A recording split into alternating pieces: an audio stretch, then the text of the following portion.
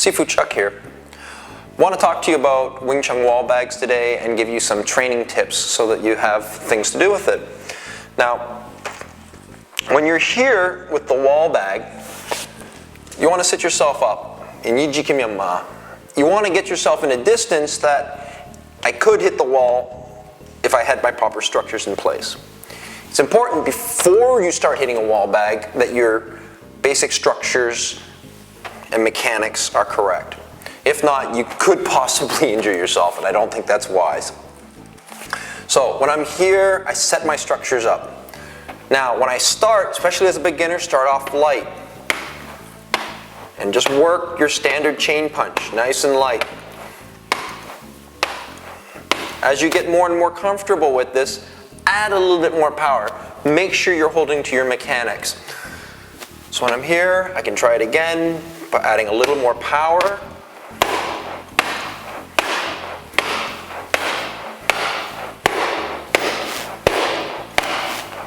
Now, when you're doing this, it's important that you try to avoid the bag from swinging. You want to work on focusing on penetration and dealing with the recoil forces. When you're dealing with penetration, remember, you want to try to strike the wall in your mind. You do not want to strike the surface of the bag. You want to make sure there's enough medium in the bag that regardless of how hard you hit, you're never going to reach the wall. The other thing you want to have to deal with is the recoil forces. Now, if I do this incorrectly, the recoil forces, if you watch my body, you're going to see my body bounce. So I'm here, incorrect. Now this is incorrect. And I'm here and 1, 2, 3, 4, 5. You can see how my body's trying to bounce back. When I sit properly and I sink properly and I use proper mechanics when I strike,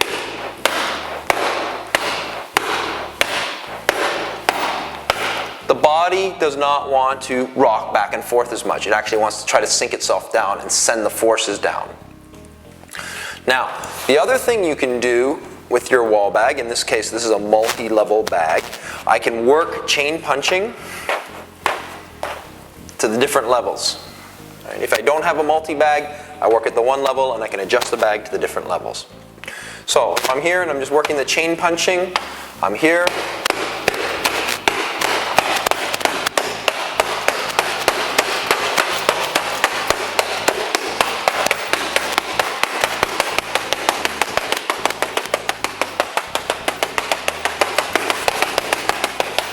So I can work through the different levels.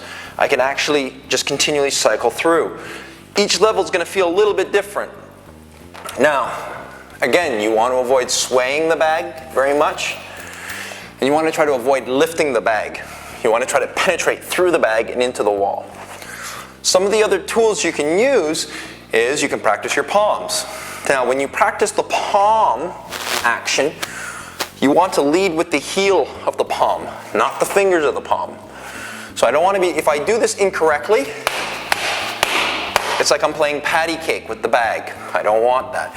Drive from the heel, sink the heel back. This is what you want. You want your good mechanics again. You'll know when you're not, because if I lock my elbows out and I'm here, the recoil and my shoulders are up, will come up. So I want to be able to sink and drive through. The other action you can do, and this is what I consider a little bit more advanced, is actually using the ridge hands or the palm actions. Whether it's Faksao here, from the side, right? I can do that. Now it's important that your structures are proper. If they're wrong, you're going to crimple your hands and you're going to feel the racking motion. So you want to make sure that you're making good tools, good palms to do your cutting action in your practice. But again, I consider that more advanced. Most beginners, chain punching, palms. So that's a few of your training tips. All right, let's talk about what to look for in a wall bag. When I was looking for wall bags for myself and my students, I had some criteria that I need met.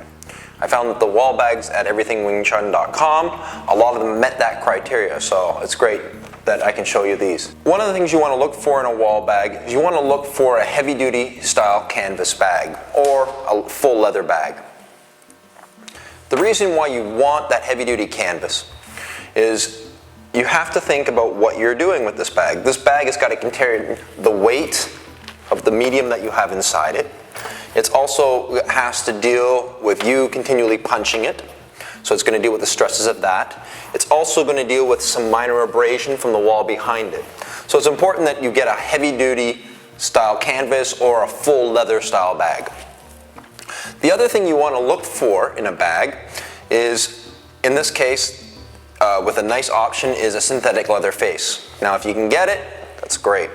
The reason why you want that, if you're a beginner, this is going to be a lot more forgiving on your knuckles than dealing with coarse canvas. And you're not going to want to train as consistently, and you're going to find this a lot more enjoyable using the synthetic bag. The other thing is, from a group use or a club use, this is great.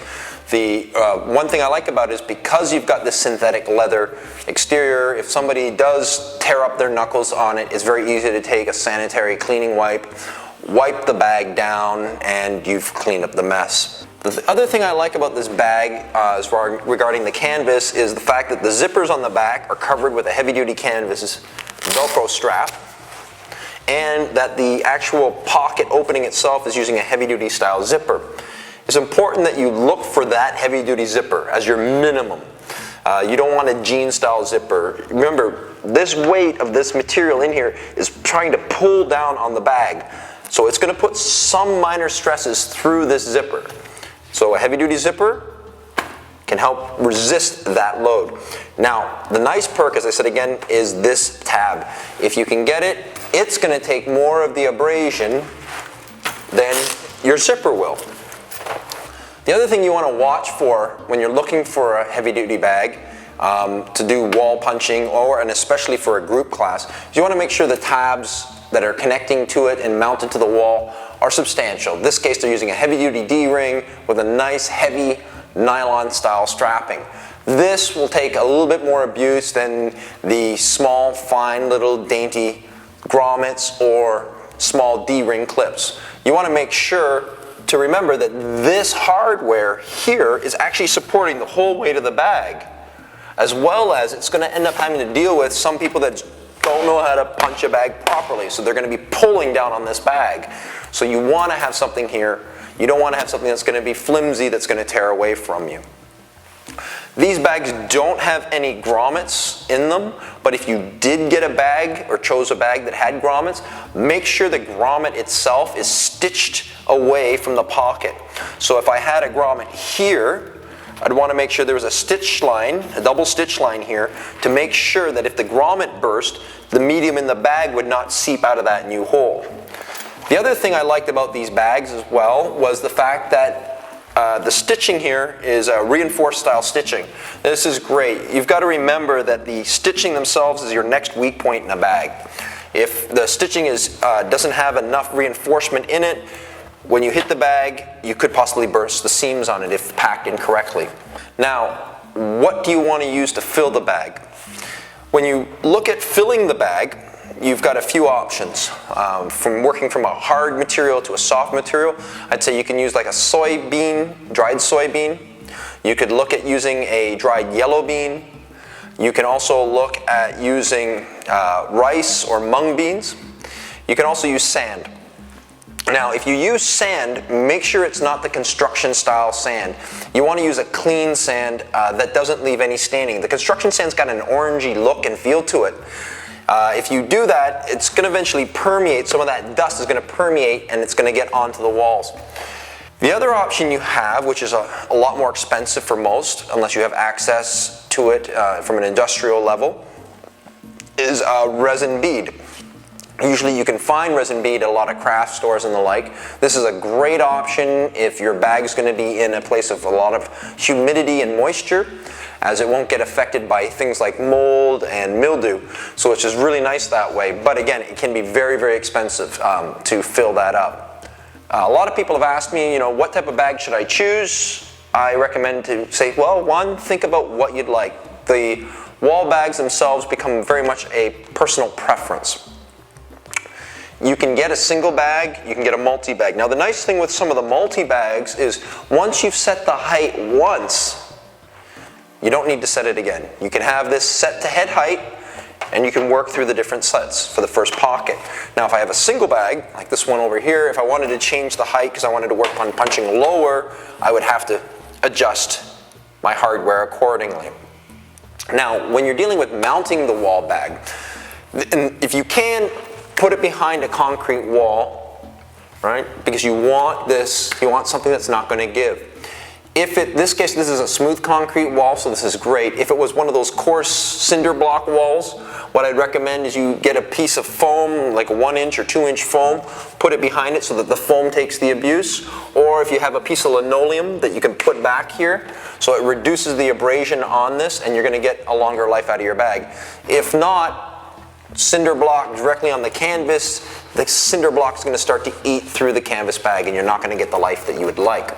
If you do not have a concrete wall because your basement's finished or you don't have access to a basement, you can always use plywood. Now if you're going to do that, what I would recommend is you get at least a 1-inch thick piece of plywood, find the studs in the wall, set your bag up so you know where the center stud would be, so it's in line with the bag, so that the load's going to go more to the stud on the wall. Then you're going to want to find the second and third stud on either side. So if I had a stud here, one here, one here.